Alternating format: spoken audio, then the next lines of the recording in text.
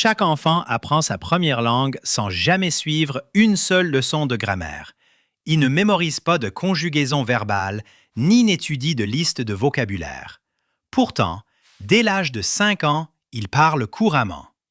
Quelque chose de profond se produit durant ces premières années, un phénomène que la plupart des cours de langue ignorent totalement.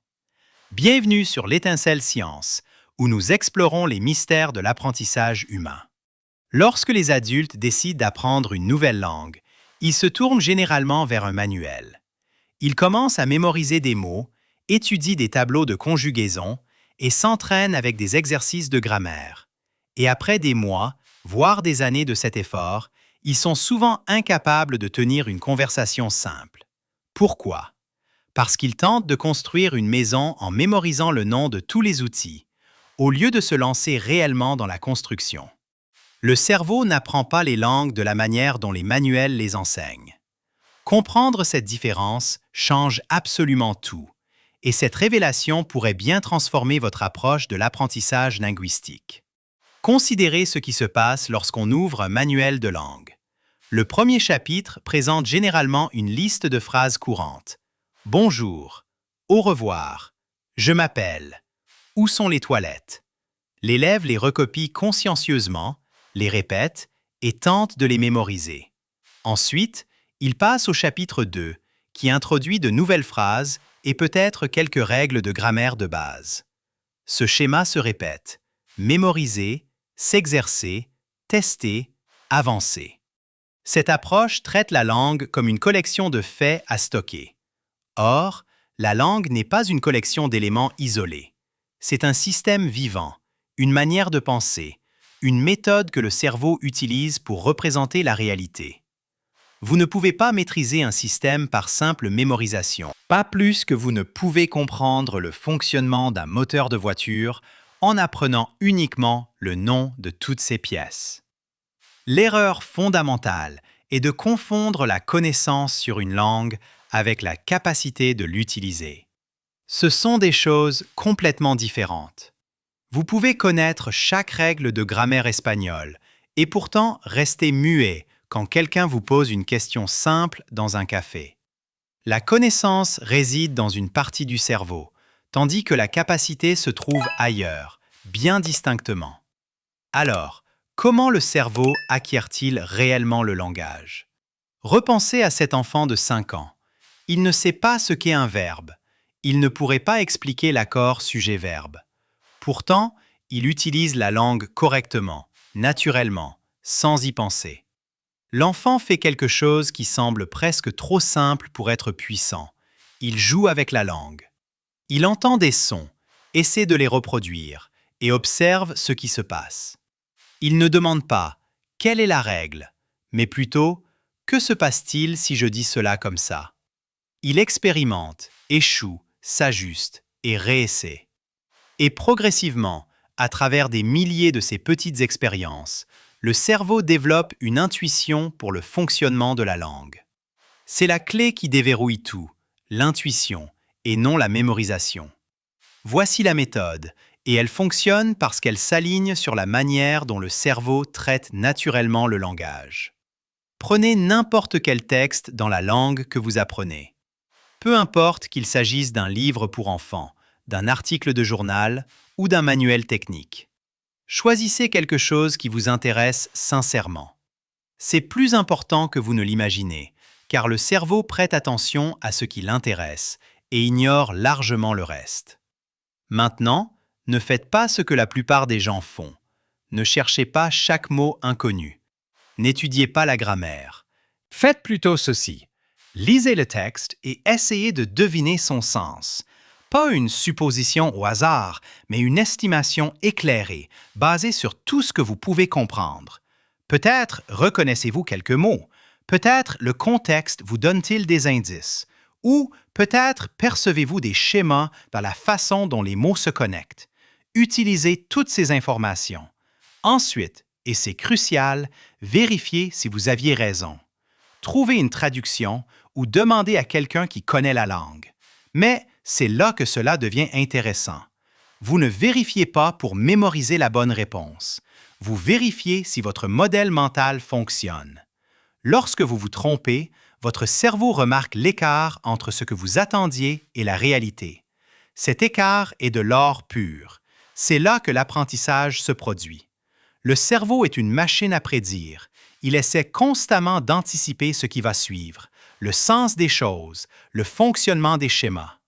Lorsque votre prédiction est erronée, le cerveau met à jour son modèle. Il s'ajuste, il apprend. Mais cela ne se produit que si vous faites des prédictions au préalable. Si vous ne faites que chercher la réponse sans deviner, le cerveau n'a rien à mettre à jour. L'information entre et ressort aussitôt. C'est pourquoi mémoriser des listes de vocabulaire semble si futile. Vous donnez au cerveau des réponses à des questions qu'il n'a jamais posées. Il n'y a pas de prédiction, pas d'écart, aucun mécanisme d'apprentissage n'est engagé. Les mots restent dans la mémoire à court terme un instant, puis s'évaporent. Mais lorsque vous vous efforcez de comprendre le sens d'une phrase, lorsque vous vous y attachez, lorsque vous formulez une hypothèse et la testez, vous engagez le même mécanisme que celui utilisé par l'enfant de 5 ans. Vous construisez une intuition. Approfondissons ce que cela signifie. Chaque langue possède sa propre logique interne, sa propre manière de découper la réalité. En français, nous disons « j'ai froid ». En espagnol, on dit « tengo frío », ce qui se traduit littéralement par « j'ai de la froideur ». Ce n'est pas seulement une manière différente de dire la même chose, c'est une façon différente de concevoir l'expérience du froid. Vous possédez la froideur plutôt que de l'être. Lorsque vous mémorisez que « tengo frío » signifie « j'ai froid », vous apprenez une traduction, mais pas la logique sous-jacente. Vous ne développez pas d'intuition sur la manière dont l'espagnol pense aux états d'être par rapport à la possession. La traduction est un pont, mais c'est un pont que vous êtes censé traverser puis laisser derrière vous. Voici ce qui se passe lorsque vous utilisez plutôt la méthode de prédiction. Vous rencontrez « tengo frío » dans une phrase. Vous savez que « tengo » est lié à la possession, avoir. Vous avez déjà vu « frío », peut-être en lien avec la glace ou l'hiver. Vous vous dites « j'ai froid ». Ou peut-être « je ressens le froid ». Vous vérifiez. Vous aviez raison. Votre cerveau remarque « ah, l'espagnol utilise la possession pour des états internes que le français ou l'anglais traitent comme des états d'être ». La prochaine fois que vous rencontrez ce schéma, peut-être avec « tengo hambre » pour « j'ai faim », vous n'avez pas besoin de chercher. Votre cerveau prédit.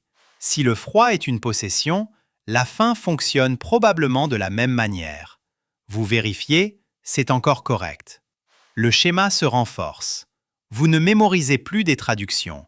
Vous développez une sensation pour la manière dont la langue pense.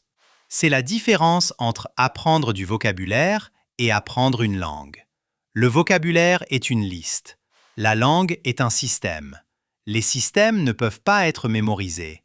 Ils doivent être ressentis, découverts, intuités. Mais il y a une autre dimension à cela qui rend la méthode encore plus puissante. Après avoir lu quelque chose et vérifié votre compréhension, faites ceci. Expliquez-le-vous à voix haute dans la langue cible, comme si vous l'enseignez à quelqu'un d'autre. Ne vous contentez pas de répéter ce que vous avez lu. Reformulez-le. Utilisez vos propres mots, même s'ils sont maladroits. Essayez d'exprimer la même idée d'une manière différente. Pourquoi cela fonctionne-t-il? Parce qu'expliquer quelque chose vous force à le comprendre véritablement. Lorsque vous lisez ou écoutez simplement, votre cerveau peut être paresseux. Il peut acquiescer, créant l'illusion de comprendre sans réellement traiter l'information en profondeur. Mais lorsque vous devez expliquer quelque chose, vous ne pouvez pas simuler. Les lacunes dans votre compréhension deviennent immédiatement évidentes. De plus, parler active différents chemins neuronaux que la lecture. Vous ne faites plus seulement reconnaître des schémas, vous les produisez. Le cerveau doit activement construire des phrases, choisir des mots, appliquer des schémas. Cela construit la véritable mécanique de l'utilisation de la langue, pas seulement la capacité de la reconnaître. Pensez à ce qui se passe à ce moment-là, Lorsque vous essayez d'expliquer quelque chose dans la nouvelle langue, vous voulez dire une chose précise, mais vous ne connaissez pas les mots exacts. Vous devez donc contourner l'obstacle. Vous devez trouver une autre façon d'exprimer la même idée en utilisant le vocabulaire limité dont vous disposez. C'est exactement ce que font les locuteurs fluides tout le temps. Ils ne connaissent pas non plus tous les mots. Ils savent comment naviguer autour des lacunes, comment utiliser ce qu'ils ont pour arriver là où ils veulent aller. Chaque fois que vous vous efforcez d'exprimer une idée et que vous trouvez un moyen d'y parvenir, vous renforcez cette capacité de navigation. Vous enseignez à votre cerveau que la langue est flexible, qu'il existe de multiples chemins pour atteindre n'importe quelle destination. C'est l'opposé de l'approche des manuels, qui implique qu'il n'y a qu'une seule bonne façon de tout dire. Voici une autre chose qui se produit avec cette méthode. Vous commencez à développer une relation avec l'ambiguïté. La plupart des supports d'apprentissage des langues essaient d'éliminer l'ambiguïté. Tout est clair, défini, expliqué. Mais la langue réelle est pleine d'ambiguïté. Les mots ont de multiples significations. Le contexte est essentiel. La nuance existe. Lorsque vous devinez le sens, vous côtoyez l'ambiguïté. Vous développez un confort à ne pas savoir exactement, à avoir une idée générale plutôt qu'une définition précise. C'est ainsi que les locuteurs natifs vivent leur propre langue. Ils n'ont pas de définition de dictionnaire dans leur tête, mais des intuitions floues, dépendantes du contexte. Un locuteur natif espagnol ne pense pas que tengo frío signifie j'ai froid. Il entend tengo frío et ressent directement le concept de froid. Aucune traduction n'est nécessaire. Cette immédiateté, cette connexion directe entre le son et le sens, c'est ce que vous construisez lorsque vous travaillez avec l'intuition plutôt qu'avec la mémorisation. La rapidité de cette méthode est également importante. 15 minutes peuvent sembler un temps incroyablement court pour un apprentissage linguistique significatif. Mais c'est parce que la plupart des gens passent ces 15 minutes de manière inefficace. Ils lisent une page, cherchent 10 mots, en oublient 9 et recommencent. Épuisant et futile. Au lieu de cela, prenez un seul paragraphe, juste un. Passez-y 15 minutes, mais passez ces minutes intensément. Lisez-le. Devinez chaque mot et chaque phrase inconnue. Vérifiez. Relisez-le en remarquant ce que vous avez manqué la première fois. Expliquez-le à voix haute avec vos propres mots. Essayez d'écrire un paragraphe similaire sur un autre sujet. Jouez avec les structures que vous avez trouvées. Réarrangez-les. Voyez ce qui ne fonctionne pas et ce qui marche. 15 minutes de ce type d'engagement actif et ludique développe plus de compétences linguistiques réelles qu'une heure de mémorisation passive de vocabulaire. Pourquoi? Parce que vous n'essayez pas d'ajouter des informations à votre cerveau. Vous essayez de changer la façon dont votre cerveau fonctionne. Vous construisez de nouvelles voies neuronales, de nouvelles façons de penser. Cela se produit en faisant, en luttant, en jouant et non en mémorisant. C'est aussi pourquoi les enfants apprennent beaucoup plus vite que les adultes. Même si les adultes ont théoriquement de meilleures compétences d'études et plus de discipline, les enfants sont prêts à paraître stupides. Ils babillent, font constamment des erreurs et cela ne les dérange pas. Les adultes veulent être corrects avant de parler. Ils étudient donc des règles et mémorisent des phrases, espérant atteindre la justesse avant de tenter de produire. Mais le cerveau apprend en faisant, pas en se préparant à faire. Il y a un principe plus profond à l'œuvre ici, un principe qui s'applique bien au-delà de l'apprentissage des langues. Le cerveau n'est pas un dispositif de stockage, c'est un système de reconnaissance et de génération de schémas. Il apprend en trouvant des régularités dans l'expérience, en construisant des modèles qui prédisent ce qui va se passer et en ajustant ces modèles lorsque les prédictions échouent. Chaque fois que vous rencontrez quelque chose qui vous surprend, quelque chose qui ne correspond pas à votre modèle actuel, votre cerveau a un choix. Il peut ignorer l'anomalie ou il peut mettre à jour le modèle. L'engagement actif, celui où vous faites des prédictions et les testez, force le cerveau à se mettre à jour. La réception passive, comme écouter une conférence ou lire un manuel, permet au cerveau de rester confortable avec son modèle actuel. C'est pourquoi s'expliquer les choses à soi-même est si important. Lorsque vous essayez d'utiliser un schéma que vous pensez avoir appris, vous découvrez si vous le comprenez réellement.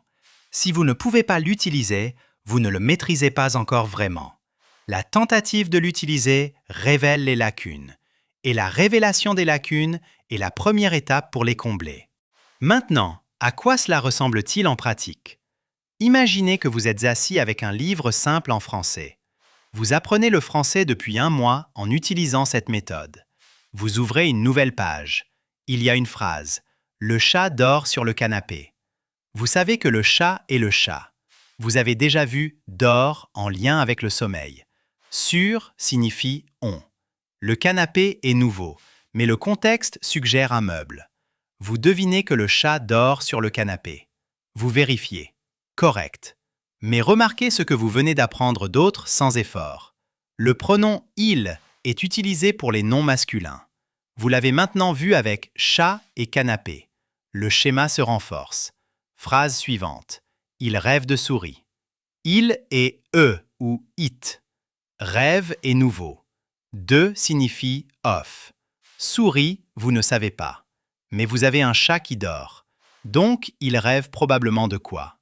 De quoi les chats rêvent-ils? Vous devinez qu'il rêve de souris. Vous vérifiez. Exact. Et vous venez d'apprendre « rêve » en contexte, lié à une image et à un sens, et non pas comme un simple mot sur une liste de vocabulaire. C'est ludique, c'est actif. C'est ainsi que les enfants apprennent. Et c'est ainsi que les adultes peuvent apprendre s'ils mettent de côté la croyance que l'apprentissage doit être sérieux, structuré et systématique. Le changement le plus important est interne. Arrêtez d'essayer d'apprendre le français, l'espagnol ou le japonais. Commencez plutôt à essayer de penser en français, en espagnol, en japonais. Même si vous ne connaissez que 20 mots, utilisez ces 20 mots pour penser. Lorsque vous voyez un chien dans la rue, essayez de penser « chien » dans la langue cible. Lorsque vous avez faim, pensez « j'ai faim » dans la langue cible, même si vous devez d'abord chercher la phrase. Cet engagement constant, même à un faible niveau, est plus efficace que n'importe quelle séance d'études formelle, car il intègre la langue dans votre processus de pensée réel. La langue n'est pas quelque chose de séparé que vous sortez quand vous en avez besoin. C'est le substrat de la pensée elle-même. Lorsque vous l'utilisez pour penser, même de petites manières, vous construisez ce substrat. Voici la vérité que les manuels ne vous diront pas. Vous n'avez pas besoin de connaître beaucoup de mots pour commencer à utiliser une langue de manière significative. Vous avez besoin de savoir comment utiliser les mots que vous avez. Un enfant avec un vocabulaire de 300 mots peut exprimer une gamme énorme d'idées parce qu'il sait jouer avec ces mots, comment les combiner, comment utiliser le contexte, les gestes et le ton. Un adulte avec un vocabulaire de 3000 mots est souvent incapable de dire quoi que ce soit parce qu'il a appris ces mots comme des faits isolés et non comme des outils de pensée. Il sait ce que les mots signifient en français, mais il ne sait pas comment les utiliser, comment ils s'assemblent, quel schéma ils forment. Cette méthode corrige cela. Chaque prédiction que vous faites, chaque supposition que vous testez, chaque explication que vous construisez, vous apprenez à utiliser la langue, pas seulement ce qu'elle signifie. Vous construisez le faire, pas seulement le savoir. Et voici ce qui se produit avec le temps. La langue commence à être ressentie différemment. Au début, chaque phrase est une énigme que vous devez résoudre consciemment. Mais progressivement, certaines choses deviennent automatiques. Vous voyez une structure de phrase que vous avez déjà rencontrée et vous la comprenez immédiatement, sans traduction nécessaire. Vous voulez exprimer une idée et une phrase apparaît dans votre esprit dans la langue cible et non en français. Ces moments de directivité, où la langue se connecte directement au sens, sans passer par la traduction, sont de petites victoires. Chacune représente un morceau de véritable compétence linguistique. En les enchaînant suffisamment, vous atteignez la fluidité. Le chemin n'est pas de mémoriser 10 000 mots de vocabulaire et toutes les règles de grammaire. Le chemin est d'utiliser ce que vous savez, même si c'est peu, pour interagir avec la langue comme un système vivant. Faites des prédictions, testez-les. Parlez même lorsque vous n'êtes pas sûr. Expliquez-vous les choses. Jouez avec les structures. Remarquez les schémas. Ajustez votre modèle mental lorsqu'il échoue. 15 minutes par jour de ce type d'engagement vous mèneront plus loin qu'1 heure de mémorisation, car vous construisez la bonne chose. Vous ne construisez pas une base de données de faits sur une langue. Vous construisez la capacité d'utiliser la langue, de penser avec elle, de la laisser devenir une partie de la façon dont votre esprit fonctionne. C'est ce que le cerveau veut faire. Le cerveau est conçu pour le langage. Chaque cerveau humain sain acquiert naturellement le langage lorsqu'il est exposé et interagit de la bonne manière. Le problème n'est pas que les cerveaux adultes ne peuvent pas apprendre les langues. Le problème est que les adultes utilisent des méthodes qui vont à l'encontre du fonctionnement naturel du cerveau. Arrêtez de lutter. Commencez à jouer. Faites des suppositions. Trompez-vous. Ajustez. Réessayez. Parlez mal. Expliquez maladroitement. Remarquez les schémas. Utilisez le contexte. Construisez l'intuition. La langue viendra. Non pas parce que vous l'avez mémorisée, mais parce que vous l'avez vécue. Même seulement 15 minutes à la fois. C'est ça le vrai secret. Pas une technique magique, mais un simple alignement avec la façon dont l'apprentissage se produit réellement. Le cerveau est prêt. Il l'a toujours été. Il vous suffit de lui donner ce dont il a besoin. Un engagement actif, des prédictions et des tests, une exploration ludique et la permission de se tromper en chemin vers la maîtrise.